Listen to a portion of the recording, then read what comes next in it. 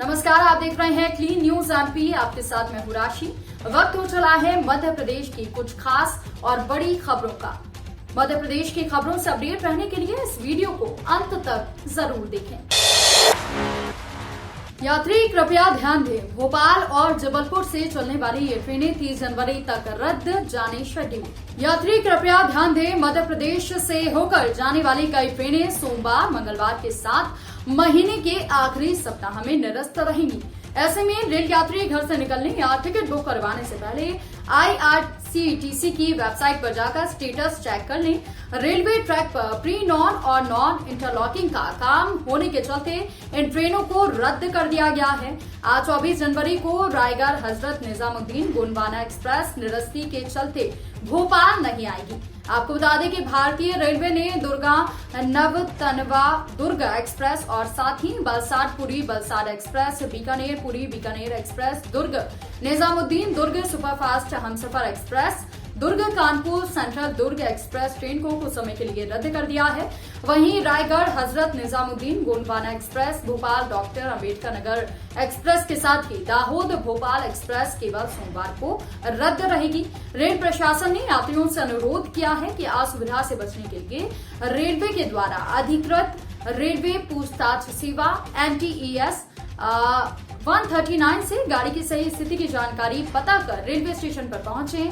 गाड़ी संख्या 12409 रायगढ़ हजरत निजामुद्दीन गोंडवाना एक्सप्रेस सोमवार को रद्द रहेगी, ये भोपाल नहीं आएगी। गाड़ी संख्या 19324 भोपाल डॉक्टर अंबेडकर नगर एक्सप्रेस सोमवार को प्रारंभिक स्टेशन भोपाल से निरस्त रहेगी।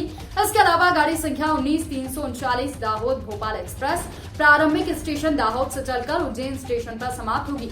आपको बता दें कि उज्जैन भोपाल के मध्य सोमवार को आंशिक निरस्त रहेगी और ऐसे में जिन्होंने बुकिंग की है उनका किराया वापस किया जाएगा। साथ ही साथ अधिक जानकारी के लिए रेलवे के हेल्पलाइन नंबरों पर संपर्क कर सकते हैं। कर्मचारियों के 18 महीने की पेंडिंग DA एरियर पर आई ताजा अपडेट, जल्द खाते में आएंगे 2 लाख रुपए। केंद्रीय कर्मचारी और पेंशनर्स का इंतजार अब खत्म होने वाला है। महंगाई भत्ते और फिटमेंट फैक्टर में बढ़ोतरी की चर्चाओं के बीच 18 महीने की बकाया DA एरियर पर ताजा अपडेट आई है। मीडिया रिपोर्ट्स के मुताबिक इस महीने के अंत तक कैबिनेट में इस बात पर फैसला लिया जा सकता है और बजट 2022 के बाद कर्मचारियों के खाते में राशि ट्रांसफर की जा सकती है। आपको बता दें कि इससे 68 लाख कर्मचारियों के साथ 78 लाख पेंशनर्स भी लाभान्वित होंगे। हालांकि सरकार की तरफ से कोई आधिकारिक पुष्टि नहीं की गई है। वर्तमान में केंद्रीय कर्मचारियों और पेंशनर्स को 31% महंगाई भत्ता और महंगाई राहत का लाभ मिल रहा है और मोदी सरकार 3% महंगाई भत्ता फिर बढ़ाने की तैयारी में है। ऐसे में कर्मचारियों को जनवरी से जुलाई तक यानी कि 18 महीने के बकाया महंगाई भत्ते के एरियर का इंतजार है और मीडिया रिपोर्ट्स की माने तो इस महीने के अंत से पहले एक कैबिनेट की बड़ी बैठक हो सकती है जिसमें इसका निपटारा किया जा सकता है, यानी कि कर्मचारियों को राहत देते हुए इसका एक मुश्त भुगतान भी किया जा सकता है। इससे कर्मचारियों को 1 से 2 लाख रुपए तक का लाभ मिलेगा। 25 जनवरी को आंगनबाड़ी कार्यकर्ताओं को बड़ा तोहफा देंगे सीएम शिवराज। मंगलवार 25 जनवरी 2022 को सीएम शिवराज सिंह चौहान आंगनबाड़ी कार्यकर्ताओं को एक बड़ी सौगात देने जा रहे हैं। आपको बता दें कि सीएम शिवराज पोषण अभियान में सीहोर की 1415 आंगनबाड़ी कार्यकर्ताओं और 50 पर्यवेक्षकों को स्मार्टफोन वितरित करेंगे। अब तक 16 जिलों की 27,817 आंगनबाड़ी कार्यकर्ताओं को स्मार्टफोन और 972 पर्यवेक्षकों को टैबलेट वितरित किए जा चुके हैं और साथ ही 36 जिलों की कुल 69,316 आंगनबाड़ी कार्यकर्ताओं के साथ 2,429 पर्यवेक्षकों को स्मार्टफोन क्रैकर जिला स्तरों से वितरित किए जा रहे हैं। दरअसल महिला एवं बाल विकास विभाग के द्वारा पोषण अभियान का संचालन प्रदेश के सभी 52 जिलों की 453 एकीकृत बाल विकास परियोजना में स्वीकृत 97,135 आंगनबाड़ी और साथ ही मिनी आंगनबाड़ी केंद्रों से किया जा रहा है। सूचना एवं संचार प्रौद्योगिकी आधारित वास्तविक समयबद्ध निगरानी मोबाइल आधारित पोषण ट्रैकर एप्लीकेशन से की जाती है। साथ ही पूर्व में 16 जिलों की 27,817 आंगनबाड़ी कार्यकर्ताओं को स्मार्टफोन और 972 पर्यवेक्षकों को टैबलेट वितरित किए जा चुके हैं। शेष 36 जिलों की 69,316 आंगनबाड़ी कार्यकर्ताओं को और 2,429 पर्यवेक्षकों को स्मार्टफोन जल्द ही वितरित किए जा रहे हैं। आपको बता दें कि इसी कड़ी में सीएम शिवराज सिंह चौहान 25 जनवरी को सुबह 10 बजे पोषण अभियान में सीहोर जिले की 1415 आंगनबाड़ी कार्यकर्ताओं और 50 पर्यवेक्षकों को स्मार्टफोन का वर्चुअली वितरण करेंगे। साथ ही पोषण ट्रैकर एप्लीकेशन के संचालन के लिए नेट कनेक्टिविटी के लिए भी प्रदेश की समस्त आंगनबाड़ी कार्यकर्ताओं को 200 रुपए प्रति माह का भुगतान भी किया जा रहा है। साथ ही साथ आपको बता दें कि एप्लीकेशन में निर्धारित मापदंडों के अनुसार जानकारी भरने पर आंगनबाड़ी कार्यकर्ताओं को 500 रुपए की राशि और आंगनबाड़ी सहायिकाओं को 250 रुपए की राशि प्रोत्साहन के रूप में दी जाएगी। मुख्यमंत्री शिवराज ने की बड़ी घोषणा, 386 गांवों को मिलेगा लाभ, 64 करोड़ की भी दी सौगात। मुख्यमंत्री शिवराज सिंह चौहान ने सागर जिले के लिए बड़ी घोषणा की है। उन्होंने कहा कि देवरी और केसरी के 386 गांवों में 416 करोड़ रुपए से अधिक की लागत से नल जल योजना बनाई जाएगी और ग्राम बसा में सामुदायिक भवन बनाया जाएगा। वहीं स्व सहायता समूह को भी आर्थिक रूप से सशक्त बनाया जाएगा। मुख्यमंत्री शिवराज सिंह चौहान ने सागर जिले की ग्राम बसा में शासन की कल्याणकारी योजनाओं के हितग्राहियों के साथ संवाद किया और ग्राम बसा में 63 करोड़ 98 लाख 81 हजार की लागत से केसरी और देवरी विकास खंड के 87 गांव में नल जल योजना का भूमि पूजन किया। उन्होंने 7 महिला स्व सहायता समूह को 21 लाख रुपए के चेक वितरित किए। देवरी और केसरी के 386 गांवों में 416 करोड़ 16 लाख से अधिक की लागत से नल जल योजना बनाने की भी घोषणा की। मुख्यमंत्री चौहान ने प्रधानमंत्री आवास योजना, लाडली लक्ष्मी योजना, प्रधानमंत्री मातृ वंदना योजना के हितग्राहियों को भी हित लाभ वितरित किए और कहा कि प्रधानमंत्री नरेंद्र मोदी देश को आगे बढ़ाने के लिए कई कार्यक्रम चला रहे हैं। पीएम सम्मान निधि योजना में किसानों को प्रत्येक वर्ष 2-2 हजार रुपए की 3 किश्त और मुख्यमंत्री किसान कल्याण में 2-2 हजार रुपए की 2 किश्त, इस प्रकार 10 हजार रुपए की राशि किसानों को दी जा रही है। कोई भी ग्रामीण प्रधानमंत्री आवास से वंचित नहीं रहेगा, सभी को आवास उपलब्ध कराए जाएंगे। अब कान पर भी अटैक कर रहा ओमिक्रॉन, पढ़िए लक्षण, रहे सावधान। कोरोना के नए वायरस ओमिक्रॉन के कारण पूरी दुनिया महामारी की एक नई लहर का सामना कर रही है। इसी बीच ताजा खबर यह है कि ओमिक्रॉन का एक और लक्षण पता चलता है। अब ये कान पर हमला करने लगा है। स्टैनफोर्ड यूनिवर्सिटी के विशेषज्ञों के एक समूह ने संक्रमण के नए लक्षण की खोज की है। ओमिक्रॉन को लेकर शुरू से कहा जा रहा है कि इसके लक्षण बहुत हल्के होते हैं, लेकिन ये लोगों को कमजोर बना रहा है। और इससे भी बुरी बात है कि ओमिक्रॉन संक्रमण के लक्षण कोविड-19 के बताए गए लक्षणों से काफी अलग हैं। इनमें स्वाद, गंध की कमी, बुखार और फ्लू शामिल है। ओमिक्रॉन वेरिएंट आंखों से लेकर हृदय और मस्तिष्क तक शरीर के कई हिस्सों को प्रभावित कर रहा है। अब विशेषज्ञों की माने तो कुछ लक्षण कानों में भी दिखाई दे सकते हैं। स्टैनफोर्ड यूनिवर्सिटी के विशेषज्ञों ने ये समझने के लिए कोविड पॉजिटिव रोगियों के कानों का परीक्षण किया। उन्होंने पाया कि मरीज कान में दर्द और अंदर झुनझुनी की शिकायत कर रहे हैं। ये एक ऐसा लक्षण है जो अभी तक कोरोना वायरस से जुड़ा बिल्कुल नहीं है। ताजा अध्ययन के बाद कहा जा रहा है यदि कान में दर्द, बजना या फिर सीटी जैसी सनसनी, कान में झुनझुनी महसूस हो रही है तो ये भी कोरोना के संकेत हैं। इससे भी बुरी बात है कि ये पूरी तरह से टीकाकरण वाले रोगियों में सबसे अधिक दिखाई दे रहा है। ताजा अध्ययन से जुड़ी डॉक्टर कॉन्स्टेंटिना स्टैनकोविक ने जोर देकर कहा कि ध्वनि और सुनने से संबंधित समस्याओं का सामना करने पर रोगियों का जल्द से जल्द परीक्षण किया जाएगा। यदि इस पर ध्यान न दिया जाए या लंबे समय तक बिना ध्यान के छोड़ दिया जाए तो संक्रमण से सुनने की क्षमता तक प्रभावित हो सकती है। सरकारी दफ्तरों में 50% तक होने लगी बिजली की बचत। ग्वालियर की बिजली बचत के मॉडल की सीएम ने की सराहना, प्रदेश में अब लागू होगा। कुछ विभागों में सरकारी अमला अब सीट छोड़ते ही लैपटॉप और डेस्कटॉप को शट डाउन करने लगा है। रोशनी की जब जितनी जरूरत होती है उतनी ही देर सीएफएल ऑन रखना भी इनकी आदत में आ चुका है। कड़ाके की ठंड के बावजूद भी सरकारी दफ्तरों में हीटर चलाने की प्रथाएं अब खत्म हो चुकी हैं। ये सारे बदलाव जिले में हुए उस नवाचार का हिस्सा हैं जो बिजली की बचत के लिए हो रहे हैं। 3 दिन पहले बिजली की बचत को लेकर इस तरह का प्रेजेंटेशन जब कलेक्टर कौशलेंद्र विक्रम सिंह ने दिया तो मुख्यमंत्री शिवराज सिंह चौहान ने इसे काफी पसंद किया।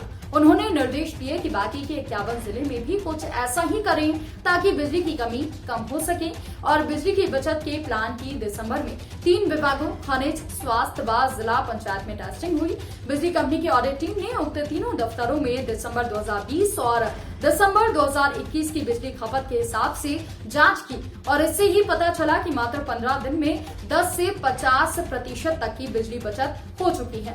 इसकी पुष्टि खनिज अधिकारी प्रदीप भूरिया और सीएमएचओ डॉक्टर मनीष शर्मा ने की। साथ ही साथ दोनों ने कहा कि हमने हीटर पर प्रतिबंध लगाया है और सारी ट्यूबलाइट के स्थान पर सीएफएल लगवा दी है। जो लोग डेस्कटॉप या लैपटॉप का प्रयोग करते हैं उन्हें सीट छोड़ने से पहले शटडाउन के लिए भी कहा जाता है और अधिकतर सरकारी दफ्तरों में पुरानी एसी को भी बंद कर दिया है। कुल मिलाकर इसी तरीके से बिजली बचत का काम किया जा रहा है।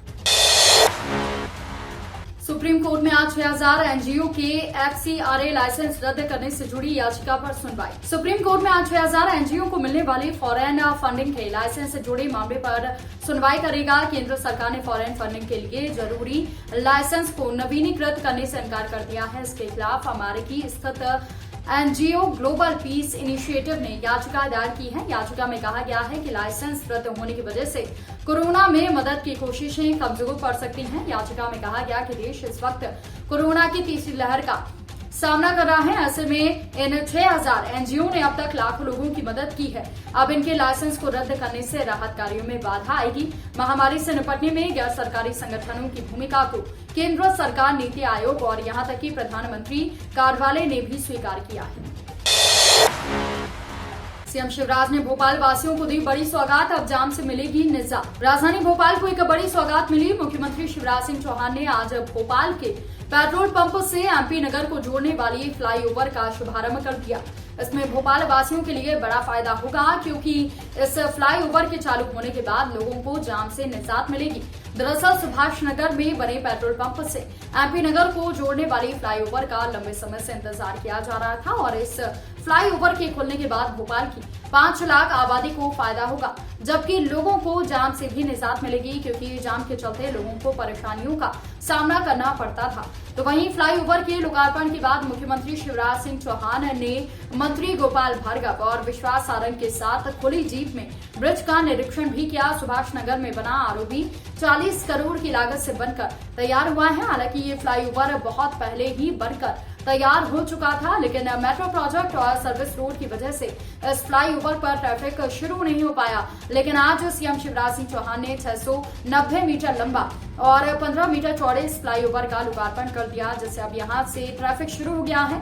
सुभाष नगर पेट्रोल पंप से एमपी नगर को जोड़ने के चलते ये फ्लाईओवर पुराने शहर से नए शहर को जोड़ेगा। इस फ्लाईओवर की सबसे बड़ी बात यह है कि अब भोपाल के लोगों को जाम से राहत मिलेगी क्योंकि सुभाष नगर, रचना नगर, अशोका गार्डन के लोगों को एमपी नगर तरफ जाने के लिए अंडर ब्रिज से बहुत समय लगता था, जबकि जाम की स्थिति भी खूब बनती थी। लेकिन अब फ्लाईओवर के चालू होने से MP Nagar, Prabhat Chauraha, Bhopal station, Ashoka Garden, Piplani, Govindpura, MP Nagar और रचना नगर की तरफ से आगे जाने वाले लोगों को आसानी होगी।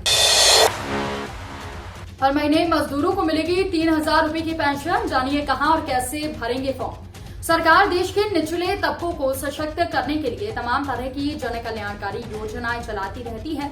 पीएम किसान की तरह ही मजदूरों के लिए एक सरकार ने कई योजना चला रखी है। असंगठित क्षेत्र में काम करने वाले मजदूरों को 60 साल की उम्र के बाद पेंशन देने के मकसद से केंद्र सरकार ने प्रधानमंत्री श्रम योगी मानधन योजना की शुरुआत की है। इस योजना के तहत मजदूरों, ईंट भट्टों पर काम करने वाले या निर्माण कामों से जुड़े लोगों, जूते चप्पल बनाने वाले, कूड़ा चुनने वाले, घरेलू वर्कर्स और धोबी रिक्शा चलाने वाले, बिना जमीन वाले मजदूर, बीड़ी वर्कर्स जैसे कई मजदूरों को पेंशन दी जाती है। इसमें उन मजदूरों को भी शामिल किया गया है जिनकी इनकम 15,000 रुपए से कम है। केंद्र सरकार की इस योजना से जुड़े व्यक्ति को 60 साल की उम्र पूरी होने के बाद हर महीने 3000 रुपए की पेंशन दी जाती है।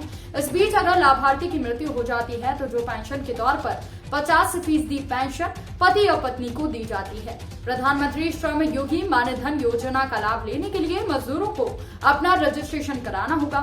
एक अनुमान के मुताबिक देश में करीब 42 करोड़ असंगठित क्षेत्र के मजदूर हैं और इस योजना के तहत अप्लाई करने वालों की उम्र 18 से 40 साल के बीच होना चाहिए। उन्हें 55 रुपए से लेकर 200 रुपए तक हर महीने 60 साल तक देना होगा। इनकी मंथली इनकम 15,000 रुपए से कम होनी चाहिए। 60 साल की उम्र पूरी होने के बाद पेंशन मिलना शुरू होगी।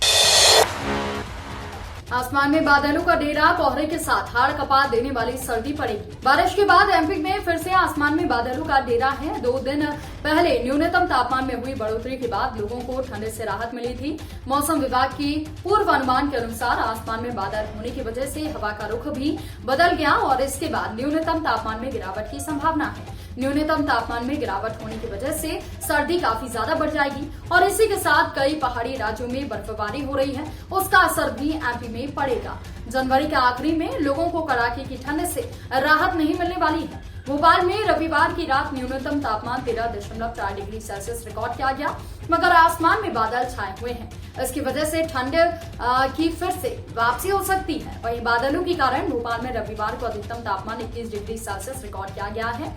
आईएमडी भोपाल के अधिकारियों ने बताया कि हरियाणा और छत्तीसगढ़ के बीच एक ट्रफ रेखा है। उत्तरी एमपी में बादल छाए हुए हैं। राज्य में इस सप्ताह कोहरा और तापमान में गिरावट देखने को मिलेगी। राजधानी भोपाल में हवा की दिशा पश्चिमी है और गति 16 किलोमीटर प्रति घंटा है। तो वहीं एमपी में सबसे कम न्यूनतम तापमान धार और नौगांव में 8 डिग्री सेल्सियस रिकॉर्ड किया गया है। साथ ही कुछ स्थानों पर सुबह में कोहरा छाया रहा है। जबलपुर में विजिबिलिटी 15 मीटर से कम रही, जबकि ग्वालियर और उमरिया में विजिबिलिटी 50 से 200 मीटर के बीच रही। इस बुलेटिन में फिलहाल के लिए इतना ही। मध्य प्रदेश की और भी खबरों की अपडेट्स के लिए आप बने रहिए क्लीन न्यूज के साथ और साथ ही आप क्लीन न्यूज एमपी को सब्सक्राइब करना बिल्कुल ना भूलें।